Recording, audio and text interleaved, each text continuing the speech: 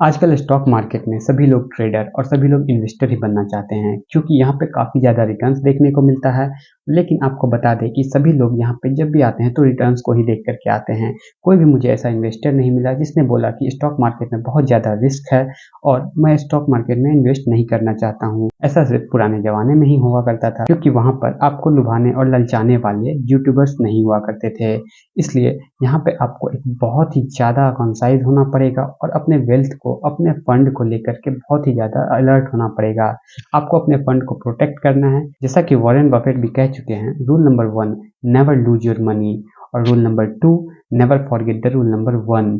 तो इससे आपको ये बहुत ही ज़्यादा अलर्ट हो जाना चाहिए कि आपको अपने फंड को प्रोटेक्ट करना है, जिसको कि हम लोग बोलते हैं रिस्क मैनेजमेंट। स्टॉक मार्केट में केवल एक ही चीज़ काम करती है, वो है रिस्क मैनेजमेंट।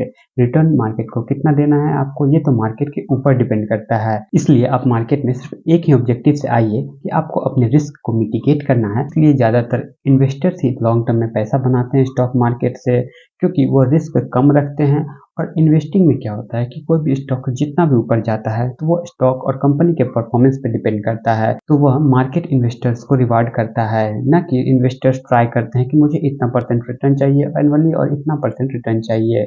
कोई भी फिक्स नहीं होता है। अगर कंपनी का ग्रोथ अच्छा होता है तो इन्वेस्टर्स को काफ़ी ज़्यादा अच्छा रिवार्ड मिलता है, लेकिन अगर कंपनी वहाँ पे आउट परफॉर्म नहीं करती है और कंपनी खराब परफॉर्म करती है तो इन्वेस्टर्स के कैपिटल पे भी वो रिस्क होता है। ट्रेडिंग में मार्केट में सभी लोग आते हैं और यहाँ पे मार्केट को टाइम और प्रिडिक्ट करने की कोशिश करते हैं, जिससे कि वो अंदाज़ा लगाते हैं कि मैं 1-2 महीनों के अंदर 5 से 10%, कोई तो 50% कैपिटल डबल करने की भी आकांक्षा लेकर के आते हैं मार्केट में, जो कि थोड़ा-सा मुश्किल सा दिखता है। लेकिन आपको यहाँ पे अपने कैपिटल को प्रोटेक्ट करना चाहिए। अगर आपके पास छोटा कैपिटल है तो आप उस कैपिटल से सीखने के लिए बाज़ार में आ सकते हैं, लेकिन आपके पास एक बड़ा कैपिटल है तो आपको उस कैपिटल की इज़्ज़त करनी चाहिए, क्योंकि सभी के पास वो कैपिटल नहीं होता है। और दूसरी बात कि आपके पास एक बड़ा कैपिटल है तो आप उसे एक लॉन्ग टर्म इन्वेस्ट करके एक लंबे समय में एक अच्छा वेल्थ क्रिएट कर सकते हैं और अपने रिटायरमेंट की प्लानिंग भी कर सकते हैं। लेकिन आप जो सोचिएगा अगर कि शॉर्ट टर्म में गेन्स कमा ले, अगर आपके पास 20 लाख 25 लाख का कैपिटल है, 50 लाख का कैपिटल है, तो आप अगर सोचते हैं कि मैं उसे 50% रिटर्न जनरेट कर लूँ 1 महीने के अंदर, तो यहाँ पे बहुत ही ज़्यादा रिस्क हो जाता है आपके कैपिटल पे और वहाँ पे ज़्यादा चांसेस ये होगा कि आप अपने कैपिटल को लूज़ कर देंगे। इसलिए आपको लंबे समय में कंपाउंडेड एनुअल ग्रोथ रेट के साथ अपने कैपिटल को ग्रोथ करना चाहिए, जिससे कि आपको 15 से 20% का रिटर्न मिल जाता है, तो आप एक बहुत ही अच्छे इन्वेस्टर की कैटेगरी में शामिल हो जाएँगे। इसलिए अगर आपको मार्केट की थोड़ी-सी भी समझ है, तो आप अपने कैपिटल को इक्विटी या फिर अलग-अलग इंस्ट्रूमेंट में इन्वेस्ट कर सकते हैं। लेकिन अगर आपको मार्केट की समझ नहीं है, तो आप अपने किसी भी ट्रस्टेड फाइनेंशियल एडवाइज़र या फंड मैनेजर की सलाह करके, जैसे कि म्यूचुअल फंड या फिर किसी बॉन्ड डेट में इन्वेस्ट कर सकते हैं। म्यूचुअल फंड भी आते हैं, बहुत सारे डेट फंड्स भी आते हैं। तो इस तरीके से आप अपने कैपिटल को एलोकेट कर सकते हैं, जिससे कि आपके कैपिटल पे कम रिस्क होगा और वह एक प्रॉपर इन्वेस्टमेंट एडवाइज़र के द्वारा मैनेज किया जाएगा और आपको एक लंबे समय में जाकर के वेल्थ क्रिएट करने में मदद कर सकता है। लेकिन अगर आपके पास कैपिटल कम है, तो आपको फोकस करना चाहिए अपने एक्टिव इनकम पर, ना कि पैसिव इनकम बनाने पर। आप यहाँ पे एक्टिव इनकम बनाने के लिए फोकस कीजिए। यहाँ पे मार्केट में आप एक इन्वेस्ट कीजिए और लॉन्ग टर्म में एक्सपेक्ट कीजिए कि ये आपको रिवार्ड करेगा।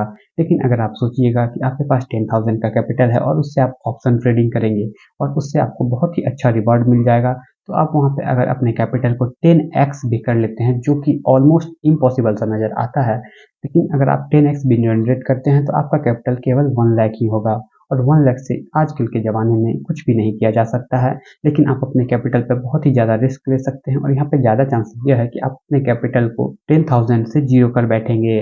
इसलिए आप उस कैपिटल को इन्वेस्ट कर दीजिए और लॉन्ग टर्म में वेट कीजिएगा, तो आज से over the period of time 10 to 20 years के बाद वह कैपिटल की एक वैल्यू होगी, जो कि आपको टाइम बाय टाइम बढ़ता जाएगा और उससे एक समय ऐसा आ जाएगा कि आपको 10 टू 15,000 का ईयरली रिटर्न मिलता रहेगा और वह कैपिटल एक समय रखा रहेगा और उस कैपिटल की ग्रोथ अलग होती रहेगी। इसलिए आपको शॉर्ट टर्म ट्रेडिंग की तरफ से ध्यान हटा करके आपको लॉन्ग टर्म इन्वेस्टिंग पे फोकस करना चाहिए। अगर आपको काफ़ी ज़्यादा आपको इंटरेस्ट है मार्केट में और आप काफ़ी ज़्यादा नॉलेज रखते हैं मार्केट के बारे में और ट्रैक करते हैं मार्केट को, तो आप स्विंग ट्रेड कर सकते हैं या फिर अगर आपको इंट्राडे ट्रेड ही करना है तो आप इक्विटी में कर सकते हैं मार्केट को सीखने के लिए।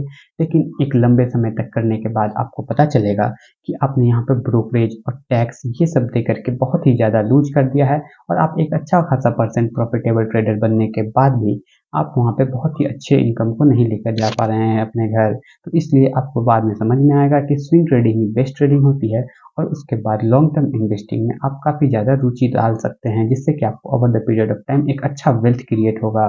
धन्यवाद।